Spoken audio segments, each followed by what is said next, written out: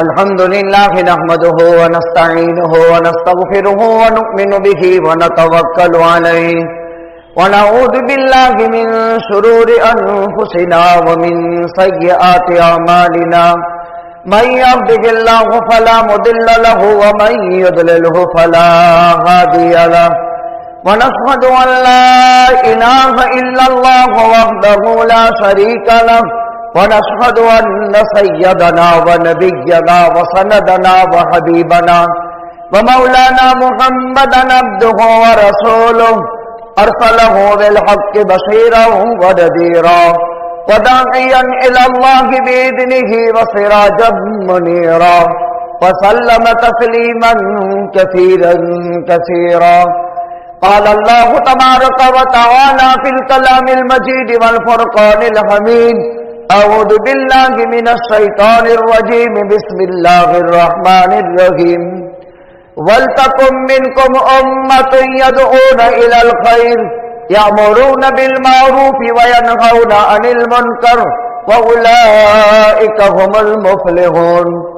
وقال الله تبارك وتعالى: كنتم خير أمة أخرجت للناس تأمرون بالمعروف وتنهون عن المنكر وتؤمنون بالله. وقال الله تبارك وتعالى: ومن أحسن قولا ممن دعا إلى الله وعمل صالحا وقال إنني من المسلمين. وقال النبي صلى الله عليه وسلم: من سن في الإسلام سنة حسنة فله أجرها وأجر من عمل بها ومن سن في الإسلام سنة سيئة فعليه وزرها ووزر من عمل بها. فقال النبي صلى الله عليه وسلم: كلكم راع وكلكم مسؤول عن رعيته. صدق الله العلي العظيم وصدق رسوله النبي الأمي الكريم ونحن على ذلك لمن الشاهدين والشاكرين. الحمد لله رب العالمين. واجب الاحترام بزرگوں اور دینی بھائیوں، اس وقت میں نے قرآن مقدس کے الگ الگ مقامات کی آیات اور نبی کریم صلی اللہ علیہ وسلم کے احادیث مبارکہ میں سے کچھ ارشادات پڑھ کر کے آپ حضرات کے خدمت میں پیش کیے ہیں. ان آیات اور احادیث میں امر بالمعروف، نہی عن المنکر، دعوت و تبلیغ اور اسی طرح عمومی اصلاح کے لیے جو طریقہ موجودہ تبلیغ کے نام سے رائج ہے، اس سلسلے میں اللہ سبحانہ و تعالی کے احکامات ہیں. اس مبارک کام کو امر بالمعروف اور نہی عن المنکر کی محنت کہتے ہیں. اسی کو دعوت کا کام کہتے ہیں، اسی کو تبلیغ کا کام کہتے ہیں. قرآن اور سنت سے اس کا ثبوت، اس کے آداب، اس کے اصول، اس کے فوائد، اور جو کوئی قوم امر بالمعروف اور نہی عن المنکر کی ذمہ داری سے یکسر خالی ہو جائے تو اس قوم کی ہلاکت اور اس کا انجام بد قرآن نے بیان کیا ہے. اس کام کے تمام اصول قرآنی ہیں. البتہ دعوت اور جہاد، تبلیغ اور جہاد، ان دونوں میں قدر فرق ہے. اگرچہ اللہ کے پیغمبر صلی اللہ علیہ وسلم نے افضل الجہاد کلمت حق ان سلطان جائر بھی فرمایا ہے. بھلی بات کا حکم کرنا اور بری بات سے روکنا. اللہ کے پیغمبر صلی اللہ علیہ وسلم نے فرمایا: میری امت برابر بھلائی پر باقی رہے گی، دشمنوں کی نگاہ میں ان کا رعب باقی رہے گا. میری امت کو ان کے دشمن طاقتیں زیر نہیں کر سکے گی، اللہ کے عذاب کا شکار نہیں ہوگی جب تک کہ وہ بھلی باتوں کا حکم اور بری باتوں سے روکتی رہے گی. اور جب میری امت امر بالمعروف اور نہی انل منکر چھوڑ دے گی، میں ان کی دعا قبول نہیں کروں گا، میں ان کو دشمنوں کے درمیان میں فضیلت اور رسوا کر دوں گا۔ لہذا امر بالمعروف اور نہی انل منکر کی فضیلت بیان کی۔ اللہ سبحانہ و تعالی فرماتے ہیں وَلْتَكُمْ مِنْكُمْ أُمَّةٌ، تم میں ایک جماعت ہونی چاہیے۔ اللہ تعالیٰ نے اس کا تقاضا کیا ہے، وَلْتَكُمْ مِنْكُمْ أُمَّةٌ، تم میں ایک جماعت ہونی چاہیے، یأمرون بالمعروف، جو لوگوں کو بھلے کام کا حکم کرے، وَيَنْهَوْنَ عَنِ الْمُنْكَرِ، اور بری کاموں سے روکے، وَأُولَئِكَ هُمُ الْمُفْلِحُونَ، یہ لوگ کامیاب ہو جائیں گے۔ دوسری آیت کریمہ میں فرمایا کنتم خیر امت، وہ امت کون ہے؟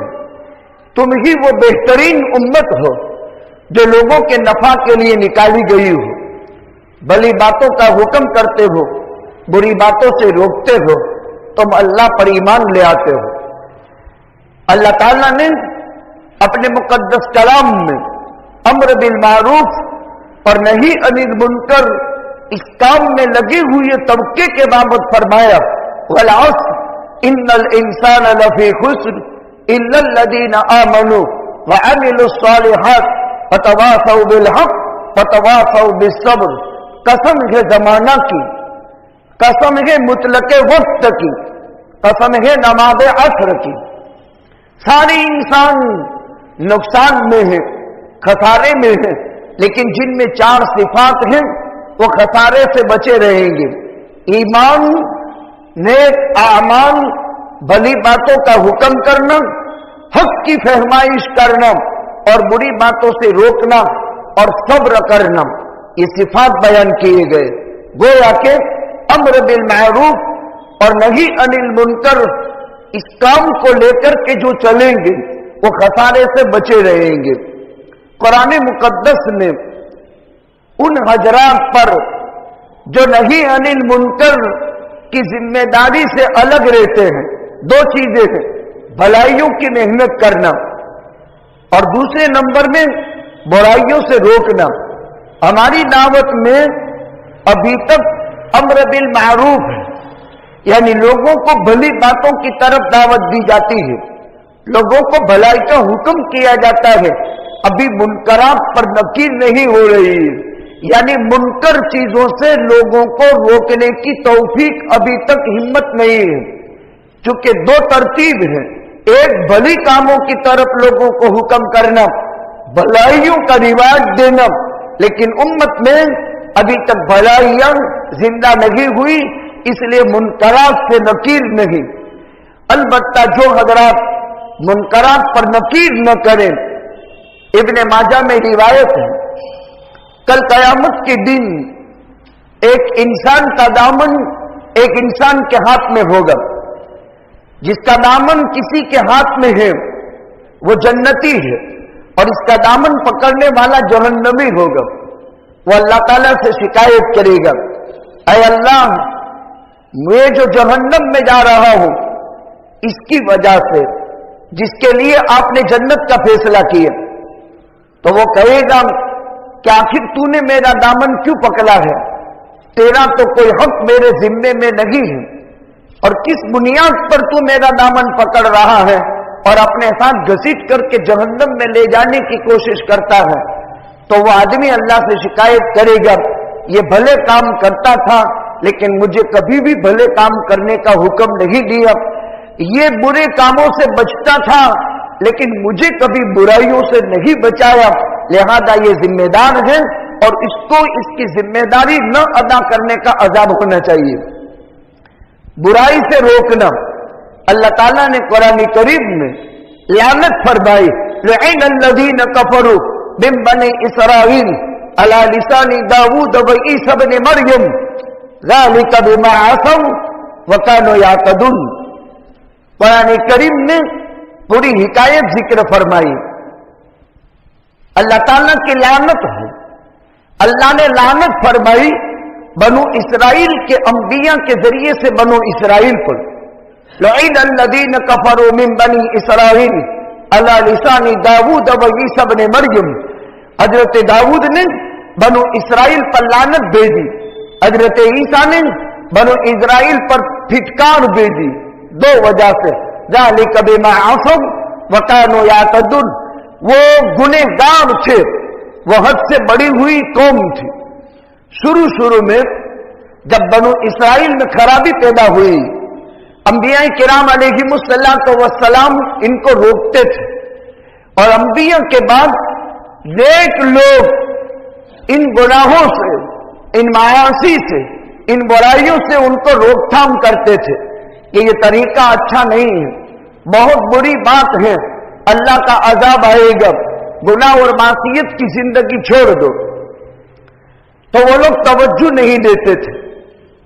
फिर बनु इसराइल में जो अच्छे लोग थे, वो भी इन बुरों के साथ खाने में, पीने में, शादी बिया में, मौत मैयत में, सब में साथ रहते थे।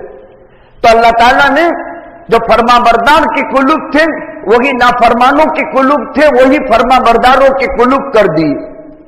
फिर बनु इसराइल में एक टाइम आया कि जब बुराइयां पैदा हुई, तब बनु इसराइल के आलम इनको रोकते थे आवाम कि ये बुरे काम मत करो।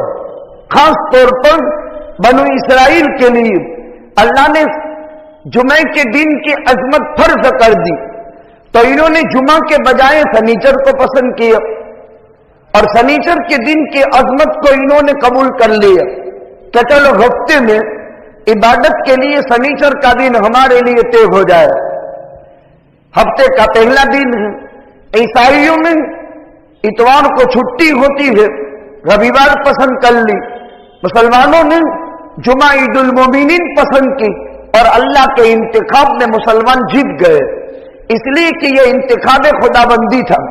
हफ्ते के तमाम दिनों का सरदार जुमे का दिन। ईसाइयों की इंतखाब सही वाक़े नहीं हुआ, यहूदियों का इंतखाब सही वाक़े नहीं हुआ, मुसलमानों का इंतखाब सही वाक़े हुआ, इसीलिए जुमा को ईदुल मोमिनीन करार दिया गया। अब सम्मा के दिन की अजमत वाजिब थी शनीचर की यहूदियों पर। यहूदियों ने इनको माना था कि शिकार न करे मछलियों का।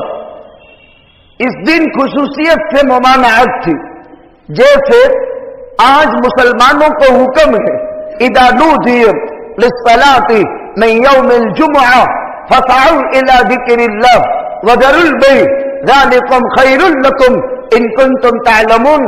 ऐ मुसलमानों, जब नमाज़ी जुमा के लिए पहली अजान हो जाए, व्यापार खरीद छोड़ दो, जिस मशगले में मशगूल हो छोड़ दो, और अब जुमा की तरफ दौड़ पड़ो।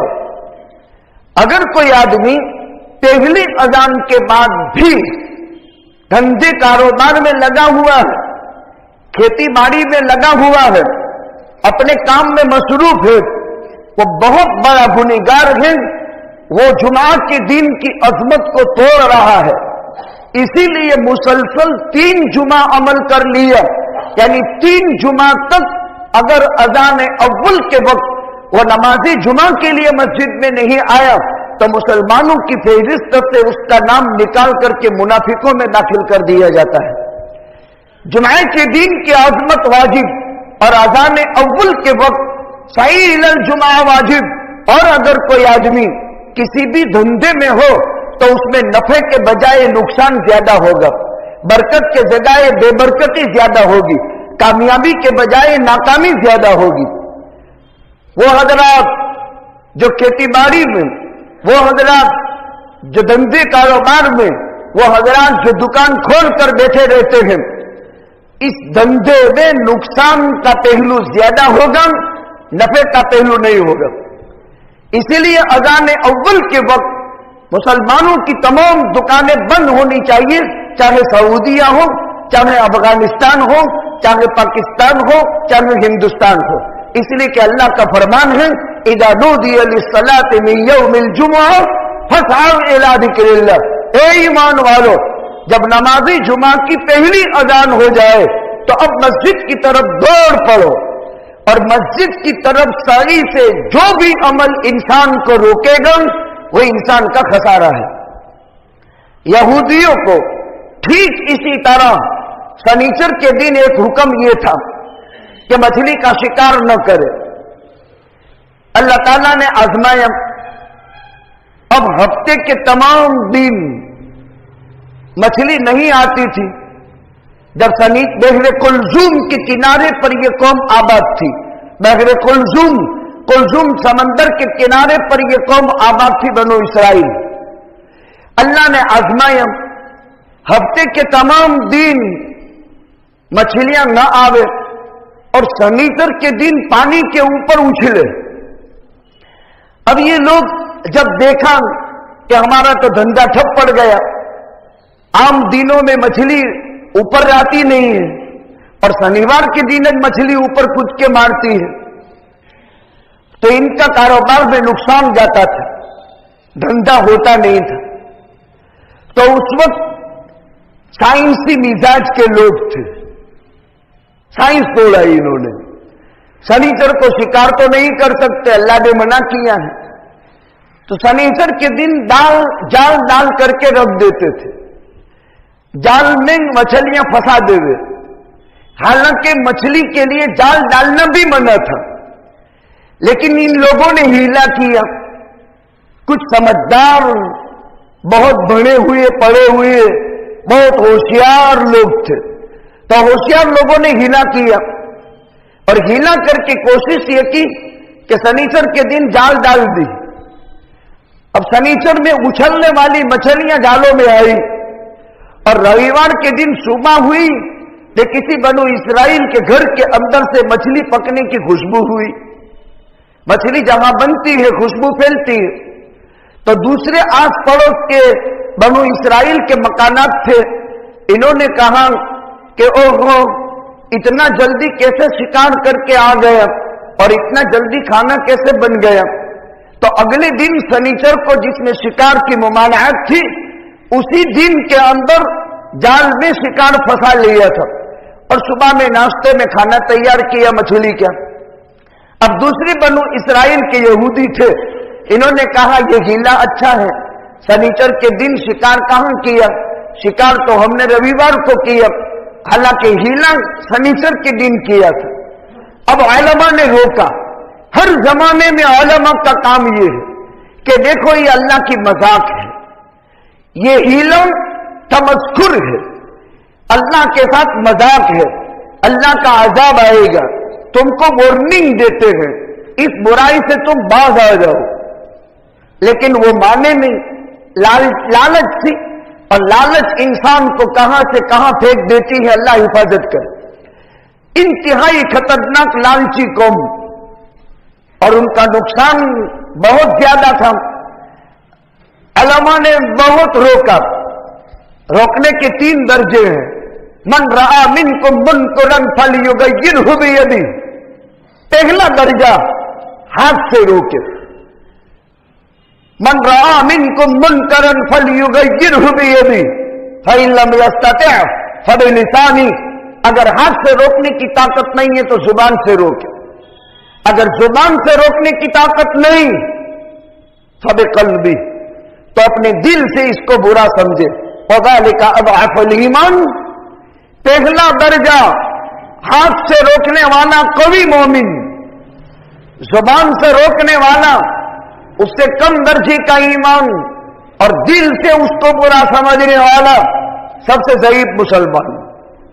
ایمان کے 3 درجے ہیں، ایک اونچا درجے کا ایمان، افضل درجے کا ایمان کہ منکر پر نکیر ہاتھ سے کرے۔ بیٹا بغاوت کرتا ہے، باپ ہاتھ سے روکے، بھائی بغاوت کرتا ہے، بھائی ہاتھ سے روکے، بیٹی نافرمانی کرتی ہے، ماں ہاتھ سے روکے۔ یہ اصل منکرات پر نکیر کا سلسلہ گھر سے ہونا چاہیے، جبکہ منکرات پر نکیر کا سلسلہ باپ کو معلوم ہے بیٹا ڈرگس کا کاروبار کرتا ہے، ماں کو معلوم ہے بیٹا دارو کا عادی بن چکا ہے، بھائی کو معلوم ہے میرا بھائی دارو اب جو ہے جگاری بن چکا ہے، وہ نہیں روکے گا۔ یہ سب مل کر کہیں گے کہ سماج کہیں کرتی نہ تھی. حالانکہ اسلام میں پہلا درجہ یہ ہے, تو باپ کس نسبت کا, تو بھائی کس عنوان کا, تو ماں بیٹی ہے یہ تیری تو تو ماں کس نسبت کی. پہلا طریقہ منکر پر نکیر کا یہ ہے, باپ روکے, ماں روکے, بھائی روکے, خاندان روکے, بائیکاٹ کرے. منکرات پر نکیر کی یہ ترتیبیں ہیں, اسے بائیکاٹ بھی کیا جاتا ہے. مسلمان سماج ایسے لوگوں سے بائیکاٹ کرے. ملک کے حالات بہت نازک ہیں.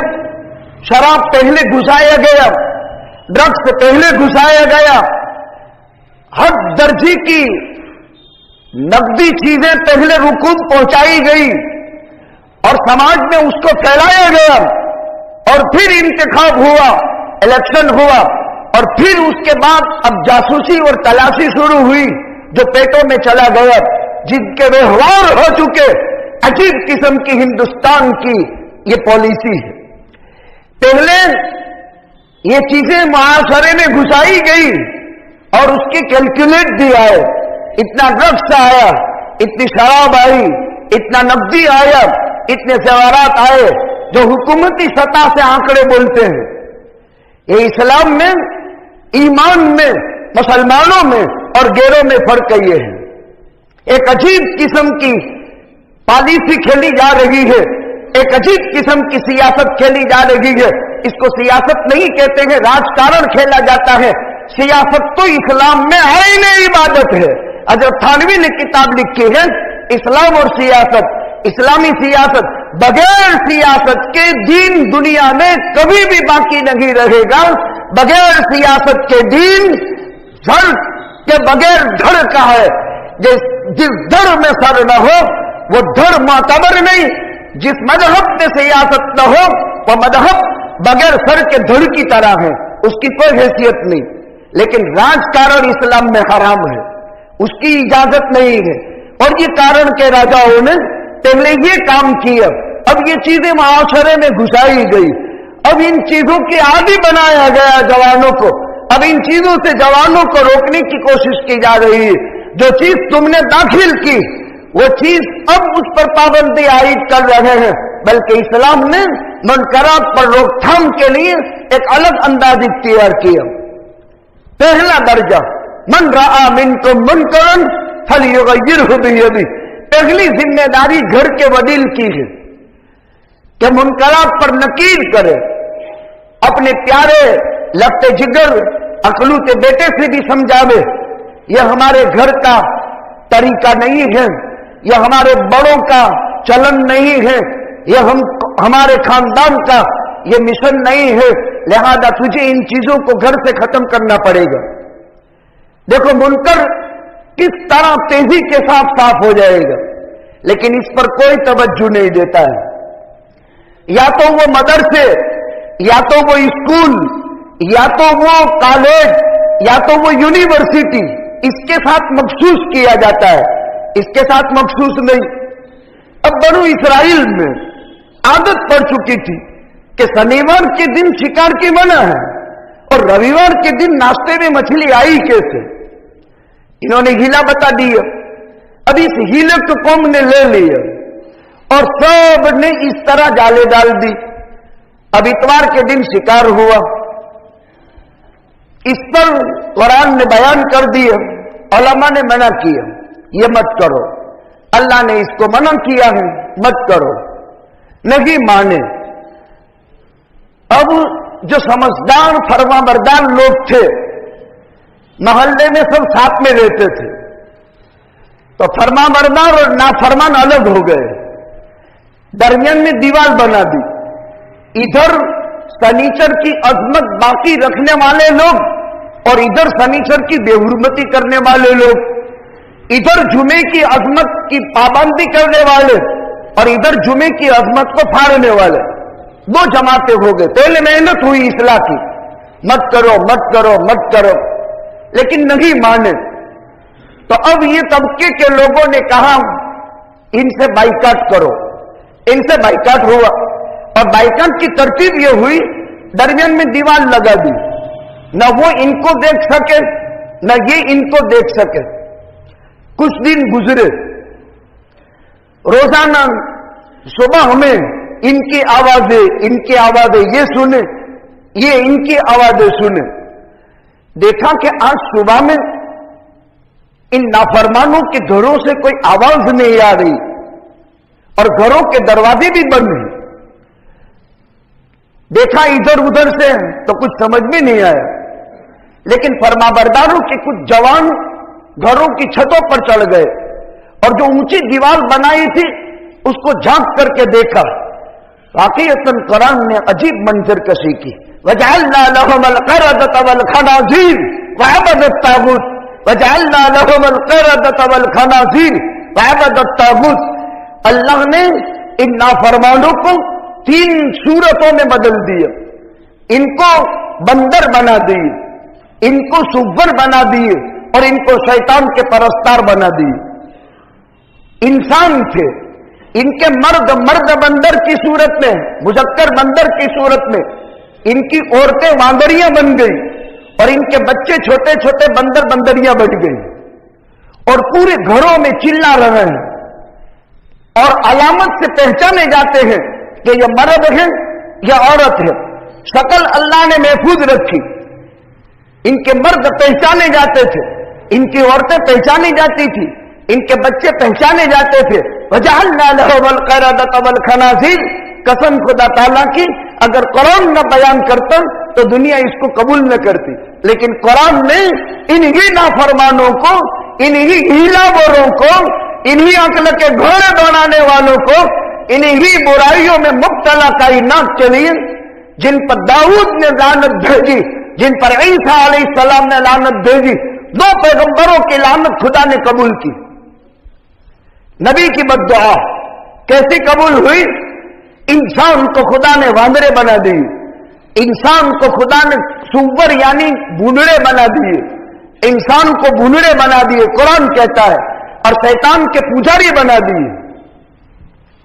ایک سوال پیدا ہوتا ہے کہ ابھی یہ واندرے ہیں، ابھی یہ بھونڑے ہیں مخلوق، ابھی جو شیطان کی پوجا کرتے ہیں غیر مسلم شرک میں ماننے والے، ہندو دھرم کی جتنی بھی کتابیں ہیں کسی ایک کتاب میں شرک کی اجازت نہیں ہے.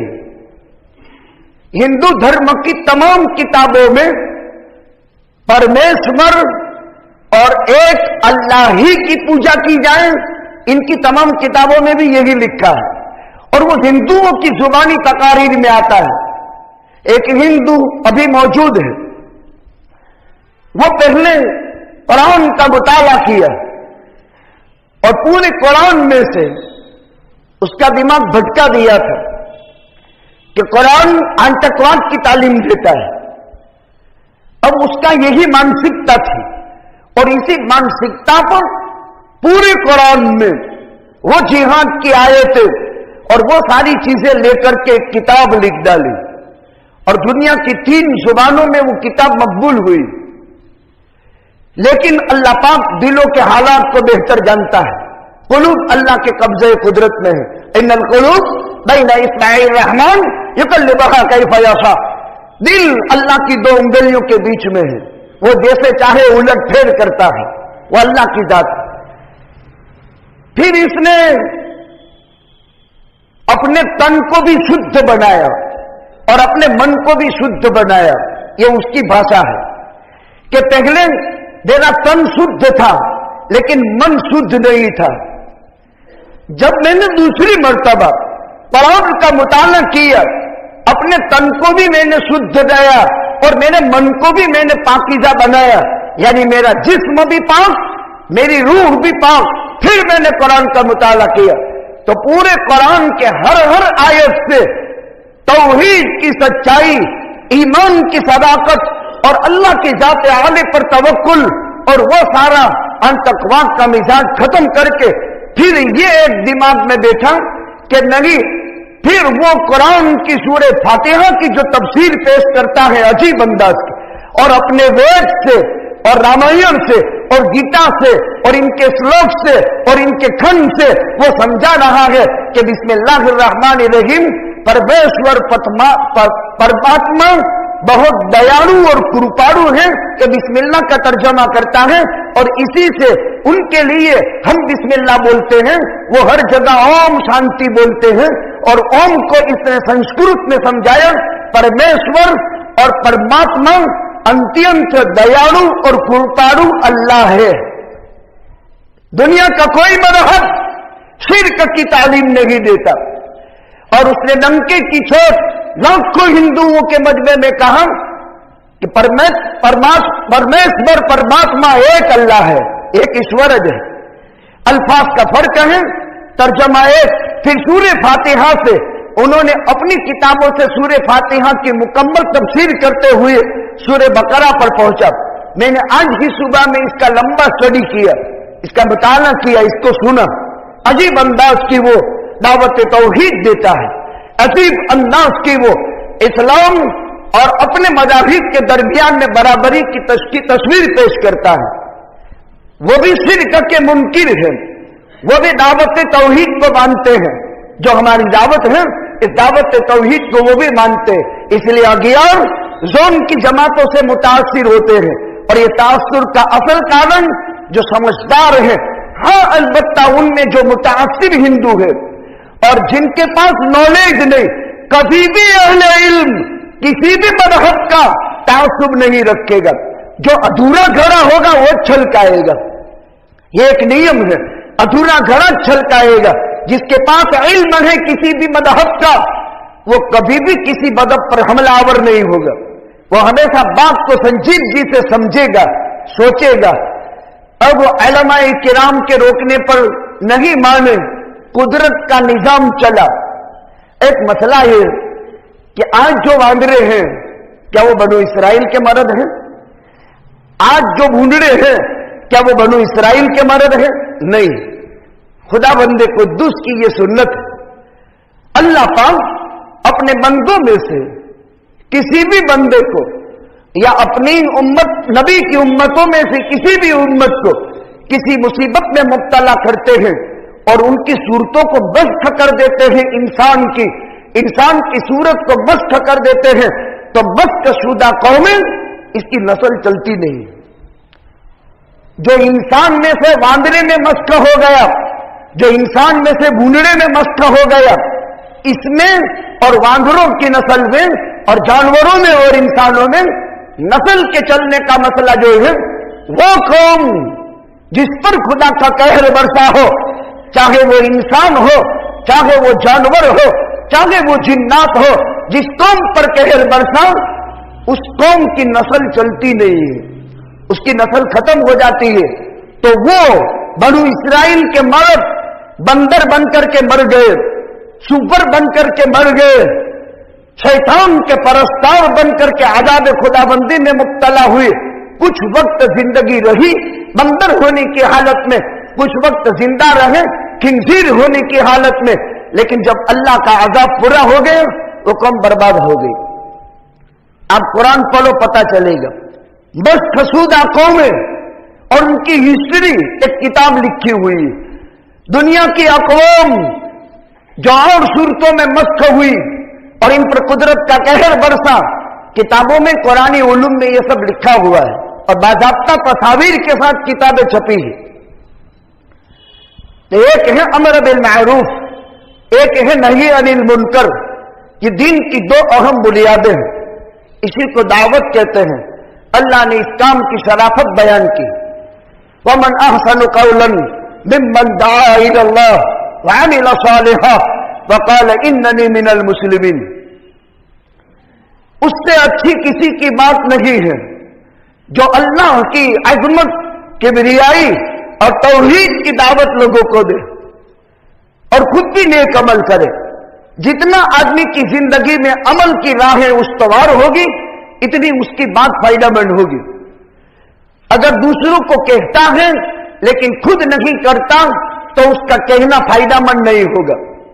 इसीलिए इंसान को कहा गया कि जो कहे, जो करे वो कहे, और जो नहीं कर सकता है اور کہتا ہے تو اس کی کرنے کی کوشش کرے، ایک نہ ایک دن وہ کرتا بھی ہو جائے گا۔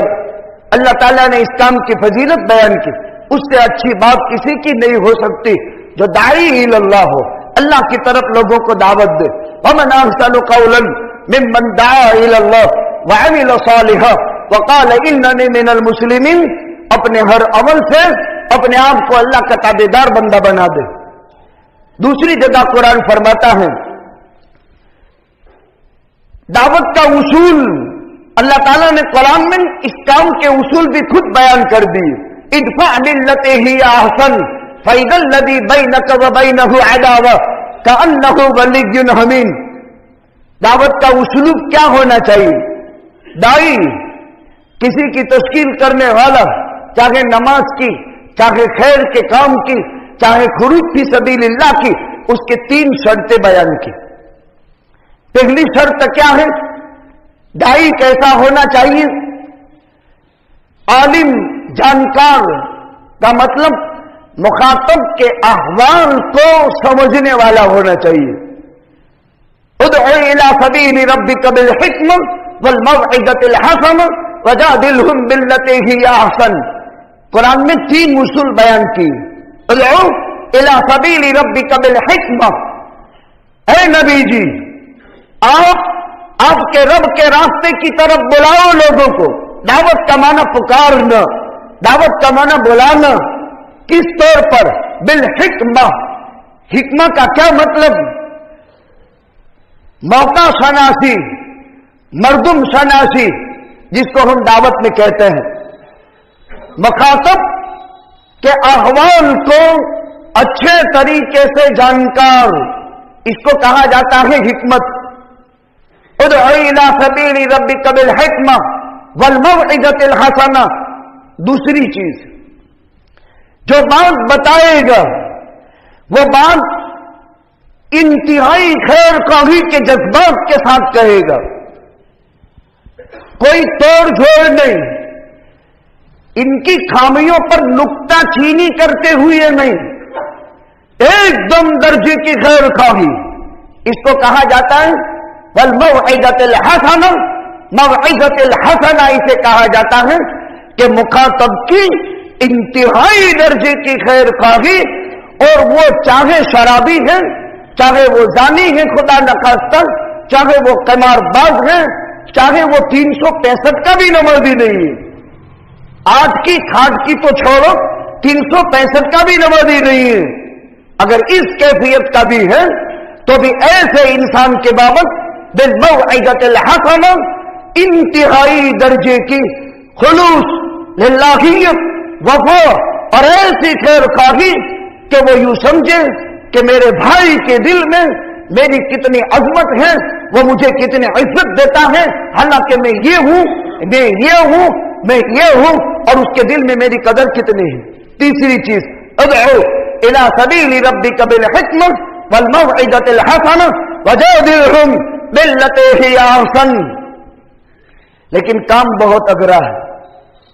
مخاطب کبھی حملہ آور ہوگا اپنی بات سے، لوگوں کو پڑی نہیں ہے، جب بھی ہو تب گشت کی جماعت، جب بھی ہو تب دعوت کی جماعت، عجیب عجیب قسم کی کہاوت صحاوت ہوتی ہے۔ آگے قرآن کا اسلوب دیکھو، عجیب انداز کی قرآن کتاب ہدایت ہے اور کتاب حکیم ہے۔ اللہ اکبر۔ وجادلہم باللتی ہی احسن۔ موقع شناسی بھی تھی، مردم شناسی بھی تھی، ٹائم بھی برابر تھا، آدمی بھی برابر کا تھا، موقع شناسی، مردم شناسی، اور جو بات کرنے والا تھا انتہائی خلوص و للہیت کے ساتھ خیر خواہانہ انداز میں بات کر رہا تھا، لیکن وہ بگڑے ہوئے دل کا انسان تھا۔ اس کی عادت حجت کرنے کی تھی۔ کسی کی عادت ہوتی ہے بات کاٹک ڈالتا ہے، کوئی بھی بات کرو، قرآن کی کرو، حدیث کی کرو، سلف کی کرو، کاٹک ڈالتا ہے۔ ٹیڑھی طبیعت کے لوگ ہوتے ہیں، کچھ طبیعت ایسی ہوتی ہے جن کو سنانے کی عادت ہوتی ہے، سنتے نہیں ہے۔ کبھی آپ کسی کے پاس جائیں گے تو پتا چلے گا، سننے کی نہیں، سنانے کی۔ آپ ایک کہو تو 10 کھڑی کر دے، تو آپ کیا کرو گے؟ اب قرآن کہتا ہے وجادلہم باللتی ہی احسن. کیا مطلب اس کا؟ لفظی ترجمہ کیا ہوتا ہے؟ اچھے طریقے سے جھگڑا کرو. لفظ کا ترجمہ، قرآن کا ترجمہ لکیر کا فقیر نہیں بننے کا. وجادلہم باللتی ہی احسن. اگر بہت بگڑی ہوئی کائنات ہے اور انتہائی بگڑا ہوا دل ہے، کٹ حجتی کا عادی ہے یا بہت ہوشیار ہے، یہ اور آئے سمجھ میں بہت ہوشیار، ایڈوانس، اتنا ایڈوانس ہے کہ کوئی بات چلنے ہی نہیں دے گا، تو اب کیا کرنے کا؟ اس لیے بعض لوگ کہتے ہیں کہ مولوی صاحب خبردار اس کے پاس مت جانا، وہ تو بہت ایڈوانس ہے. لیکن اگر عالم ہوگا تو اس کے پاس یہ قرآنی ہدایت ہوگی. سارے ایڈوانسوں میں ایڈوانس ابو جہل تھا، ابو لہب تھا، عتبہ تھا، شیبہ تھا، ولید ابن مغیرہ تھا. اپنی طاقت کے زوروں پر محمد رسول اللہ کو صحابہ ابی طالب میں 3 سال ظالمانہ قید و بند میں رکھا تھا، جبکہ صحابہ چمڑے کا ٹکڑا ملتا تھا، قسم خدا کا کی اس کو دھو کر کے پانی پیتے تھے. 3 سال صحابہ ابی طالب کی زندگی کے 3 سال پڑھو مسلمانوں، پتا چلے گا کیا آقا نے برداشت کیا مکے میں. اسی دعوت کی نسبت پر، اسی امر بالمعروف اور نہی عن المنکر پر ابو جہل نے، ابو لہب نے، عتبہ نے، شیبہ نے، ولید ابن مغیرہ نے، عاص ابن وائل نے، امیہ ابن خلفہ نے فیصلہ کیا بائیکاٹ. اور کیسا ظالمانہ بائیکاٹ! 3 سال صحابہ ابی طالب میں قید کیا. کھانے پینے کی چیزیں بند کر دی پیغمبر صلی اللہ علیہ وسلم کی. اس ظالمانہ بائیکاٹ کی کوئی مثال نہیں ہو سکتی. ہاں افغانستان کے مظلوم مسلمانوں پر قیدوں کی جیلوں میں وہ تاریخ دہرائی گئی تھی صحابہ ابی طالب کی. پڑھو تو پتہ چلے گا. اسلام کا مطالعہ کرو، اپنے اولادوں کو اپنے آبا اور اجداد کی صحیح تاریخ سے واقف کرو. یہ پڑھنے کی چیز ہے. گھروں میں اس کے مذاکرے ہونے چاہیے. کتنی مصیبت کے بعد اسلام زندہ ہوتا ہے. اسلام زندہ ہوتا ہے ہر کربلا کے بعد. کیسی کیسی کربلائیں کھیلی گئی ہے دنیا میں اور آج کھیلی جا رہی ہے. فلسطین کے مظلوم مسلمان آج بھی 24 گھنٹے کی ہر گھڑی، ہر سیکنڈ اسرائیل کے انتہائی ناپاک اور خطرناک خونی پنجوں سے جو سسک رہے ہیں، پوری دنیا کا ظلم مل کر فلسطین کے مسلمانوں کا ظلم کا بدلہ نہیں ہو سکتا. ماؤں کی چھاتیوں سے اسرائیل فلسطینی بچے کو چھڑا کر کے ذبح کرتے ہیں. یہ آج کی رپورٹ ہے. آج کی فلسطین کے حالات دیکھو. عجیب قسم کا فلسطین مظلوم ہے، جو اپنی مظلومیت، اپنی بے بسی برسوں سے برداشت کرتا ہے. ان کے چھوٹے چھوٹے بچے توپ گولوں سے واقف ہیں. ان کے چھوٹے چھوٹے بچے جنگی بہادروں سے واقف ہیں. جو ہمارا کوئی پی ایچ ڈی کیا ہوا بھی وہ جنگی تدابیر نہیں جانتا، جو فلسطینی بچے کشمیری بچوں کی طرح جانتے ہیں. عجیب قسم کا ظلم اور اس کی ہولی دنیا میں کھیلی جا رہی ہے. کچھ تو مطالعہ کریں، خالی موبائل کے 24 گھنٹے اندھے بن کر کے نہ رہ جائیں. ٹائم بہت کڑک ہے. امت بہت مظلومیت سے گزر رہی ہے. ظالم برسر اقتدار اپنے پنجے خونی شکنجے جما چکا ہے. خالی مطالعہ چاہیے، اسٹڈی چاہیے، ہوشیاری چاہیے. پھر سے وبا کے نام سے کیا معلوم کون سی خونی کھیل کھیلا جائے گا، کس طرح عصمت دری کی جائے گی، کس طرح املاک کا تباہ بربادی ہوگی. اللہ اپنے فضل سے حفاظت فرمائے. اللہ نے انسانوں کو عذاب خدا بندی کی تاب نہیں لانے دیا ہے، ورنہ انسان اب خود جو ہے عذاب کا ایک بہت بڑا اپنی ذات کا کیریکٹر بن چکا ہے. دعوت کا تیسرا اسلوب ادعو الى سبیل ربک بالحکمہ والموعظۃ الحسنہ وجادلہم باللتی ہی احسن. سامنے والا کتنا بھی ایڈوانس ہو، لیکن دلائل نقلیہ اور عقلیہ کی روشنی میں جب احقاق حق کی ضرورت پڑے تو پھر قرآن، سنت، سیر صحابہ سے اس کو خاموش کیا جائے اور اس کو حق سمجھایا جائے. اس کا نام دعوت ہے، اس کا نام تبلیغ ہے.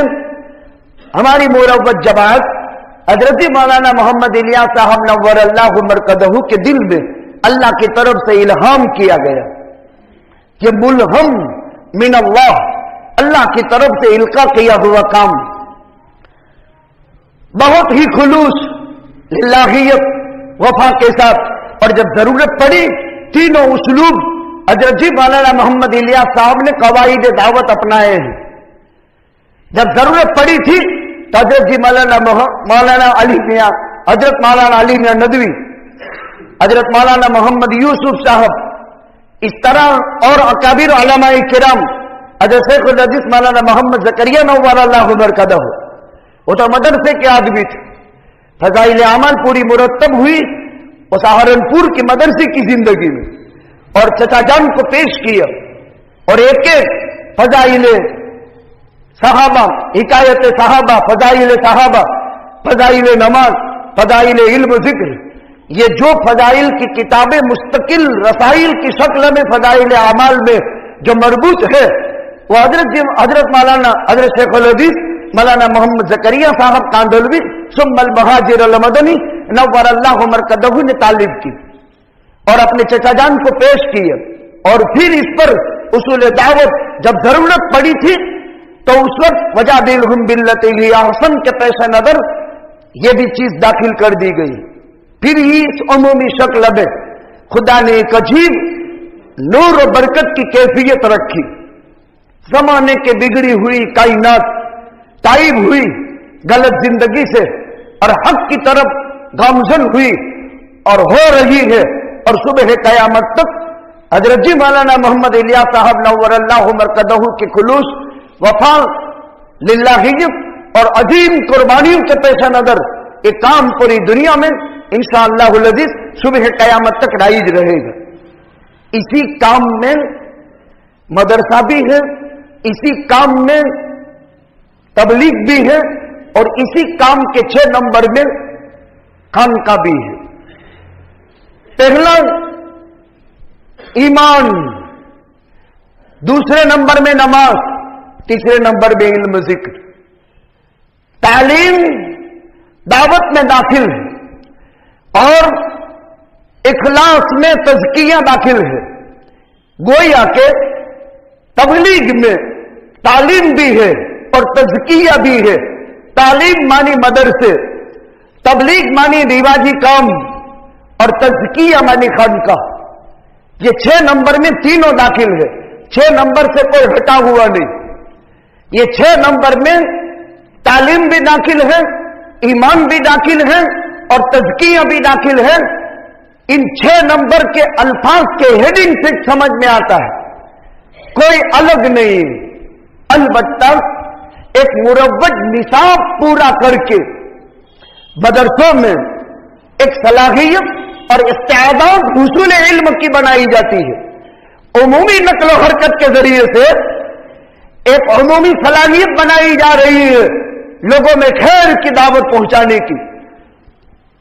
تزکیہ کے ذریعے سے خاص خانقاہی مشائخ کے پاس رہ کر دلوں کی اصلاح کر کے ایمانی حیبت اور مسلمانوں کی عظمت پیدا کرائی جاتی ہے اور اعمال اسلام کی دلوں میں عظمت پیدا کرائی جاتی ہے. مقاصد سب کے ایک ہیں، ایک دوسرے کے رفیق ہیں، کوئی کسی کا فریق نہیں ہے.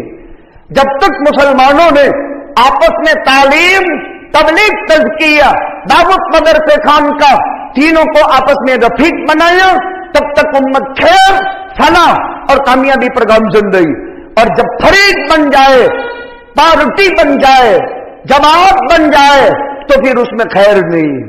یہ الگ، یہ الگ، یہ الگ، تین ایک تھے.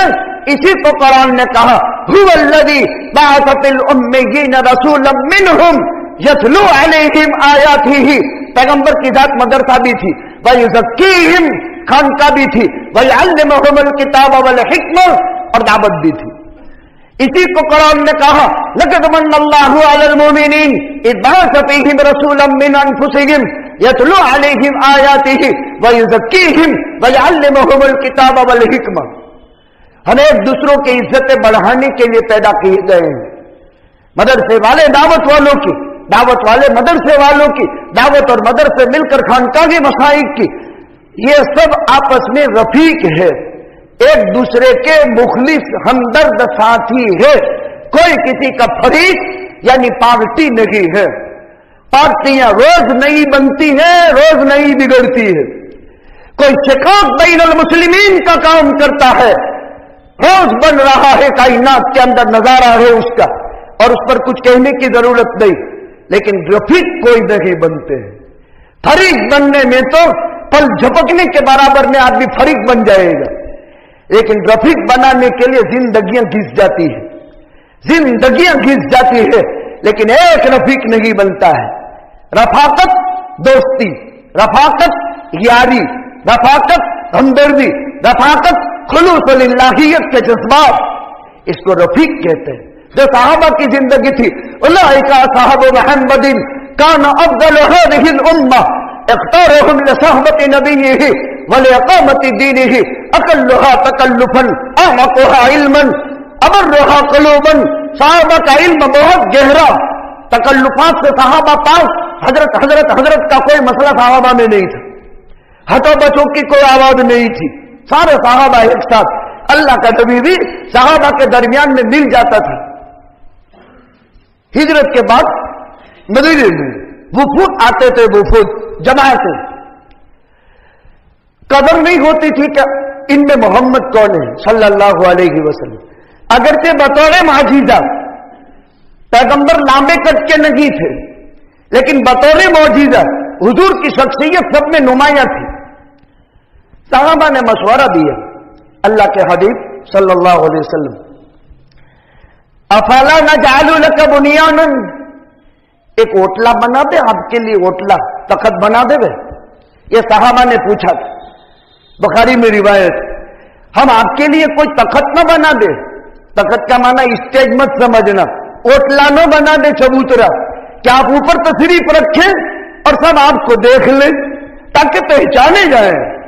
یہ ضرورت پڑی تھی آنے والے وفود کو اللہ کے نبی کے تعارف کی. تو صحابہ نے مشورہ دیا، ہر کام مشورے سے ہونے چاہیے. یہ صحابہ کے صفات تھے. قرآن نے سورہ شورا اتاری، اور آج کا دوران ہر چیز میں الیکشن، اور ایک ٹائم تھا قرآن یہ کہتا ہے ہر چیز میں شورا، والامر شورا بینہم وشاورہم فی الامر. ارے نبی جی صحابہ سے مشورہ کر لو.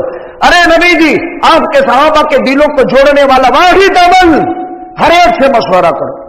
یہ صحابہ کے صفات قرآن بھرا پڑا ہے. موت کے آخری سانس تک زندگی کے ہر حال میں قرآن ہی بیان کیا جائے گا. وشاورہم فی الامر. نبی جی شاگرد شریعت ہے، معجزات کے مالک ہے. یوں اشارہ کرے چاند کے 2 ٹکڑے کر دے محمد الرسول اللہ، لیکن مشورہ کر ابو بکر سے، مشورہ کر عمر سے، مشورہ کر عثمان سے، مشورہ کر علی سے. ارے عمر خلیفۃ المسلمین ہے. زید ابن ثابت مدینہ کا جج ہے، جسٹس آف اسلام. مدینے کا جج زید ابن ثابت. عمر خلیفۃ المسلمین. حضرت عمر کے ساتھ ایک صحابی کی بھیڑ گئی. عجیب واقعہ ہے قسم خدا تعالیٰ کی. ایک صحابی کا عمر کے ساتھ بحث ہو گئی. امیر المومنین عدالت کے کٹہرے میں کھڑا کیا گیا. عمر جن کے نام سے دنیا کانپتی تھی. شیطان زندگی بھر جس گلی سے عمر گزرا ہے اس گلی میں عمر کا سامنا نہیں کر سکا، زندگی بھر کبھی بھی نہیں. تو وہ صحابی نے حضرت زید سے مقدمہ رکھا، اور وہ تو خلیفۃ المسلمین امیر المومنین، لیکن عدالت کے گٹھیرے میں آیا تو اکرام کیا. حضرت عمر کا اکرام کیا. کہا کیسے مدینہ کے قاضی بن گئے زید؟ عدالت کے کٹہرے میں عمر اکرام کا مالک نہیں ہوتا ہے. ہم خصمین برابر ہے، ایک کچھ سیمج ہے، جو اس کے بیٹے کی جگہ وہی عمر کے بیٹے کی جگہ ہوگی.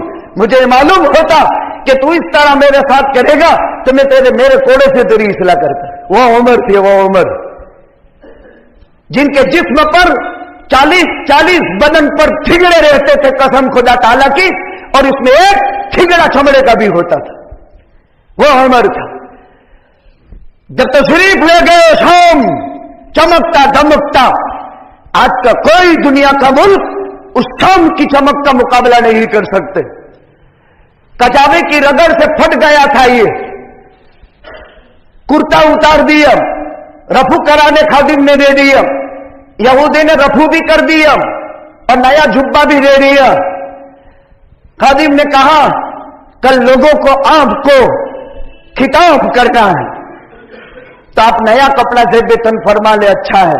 ओहो, उमर ने अजीब जवाब दिया, कफा बिल ईमान ज़ीनतन, अरे बेवकूफ, शो के लिए तो ईमान काफी होता है, कपड़े थोड़े शो के लिए है। कफा बिल ईमान ज़ीनतन, ला ला ला मेरा पुराना कपड़ा ला।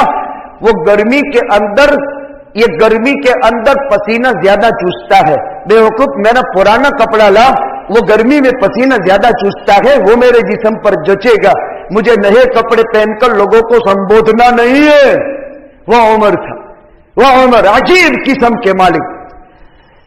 फिर अदालत में वो कजिया इंशाअल्लाह किसी मौके पर पेश करूंगा। अजीब उम्मत में कैसा एतदाल पैदा किया, अकल्लुहा तकल्लुफन, शामिल तकल्लुफात कुछ नहीं थे, अमकोहा इल्मन। और आज हटो बच्चों की आवाज हो, बॉडी काट हो, अलमा में भी आगे पीछे दाएं बाएं हजरत हजरत हजरत, तो समझते बहुत बड़ा अल्लामा मालूम होता है। और जिसके आगे पीछे दाएं बाएं कोई न हो, अपना सौदा खुद लाता हो, खुद का काम खुद करता हो, कहीं वो मोटा मौली साहब ने देखा था। ये लोगों की ज़हनियत ये है। साहबा कैसे थे? अकल्लुहा तकल्लुफन, तकल्लुफ नहीं थे, लेकिन दिल बहुत साफ थे। अमकोहा इल्मन, और इल्म के तो समंदर थे, जिंदगी अजीब किस्म की। अल्लाह के पैगंबर सल्लल्लाहु अलैहि वसल्लम से इल्म हासिल किया दावत, और दुनिया में फैल गए। दावत पर बात चली थी, दावत के उसूल सलासा मैंने जिक्र किए, और अम्र बिल मारूफ और नही अनिल मुनकर पर कलाम हुआ। अल्लाह सुब्हानहू व तआला हमें दावत के उसूलों को, हमारे यहाँ 26, 27, 28 सोम मंगल बुध इज्तिमा है पूरे जिले का, बल्कि दोनों जिले का समझो, गिर सोमनाथ और जूनागढ़, सोम मंगल बुध। मेरी आदत है, अल्हम्दुलिल्लाह 32 साल हो गए, जब भी इज्तिमा का मौका आया तो वो जुमा इज्तिमा के बयान के लिए खास रही है। इसी सुन्नत के मुताबिक आज दिन, अगरचे चिट्ठी बाद में आई लेकिन तारीख मुझे मालूम थी, ये 25, 26, 27, 28 यानी सोम मंगल बुध भुतरी कादी मकाम पर हमारे दोनों जिलों का इज्तिमा है। बड़ी तादाद में लोग तशरीफ ले जाएं और तमाम मजालिस में शिरकत फरमाएं। एक इस्लाम की बात जिक्र कर दूं, पहले लोग तालीम में हमेशा बड़ा मजमा बैठता था।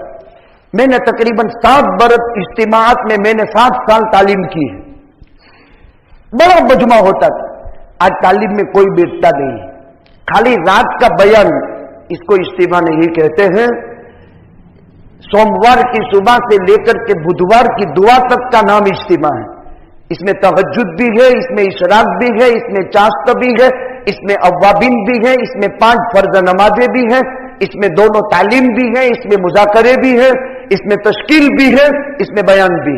लेकिन उम्मत सारे अमल को छोड़कर सिर्फ एक अमल में अभी है, यानी वो मगरिब के बाद का बयान और दुआ। नहीं मेरे भाइयों, अब तो 60 साल हो गए, हमारे यहां तबलीग आई उसको 60 साल हो गए, और अभी तक सिर्फ बयान के लिए।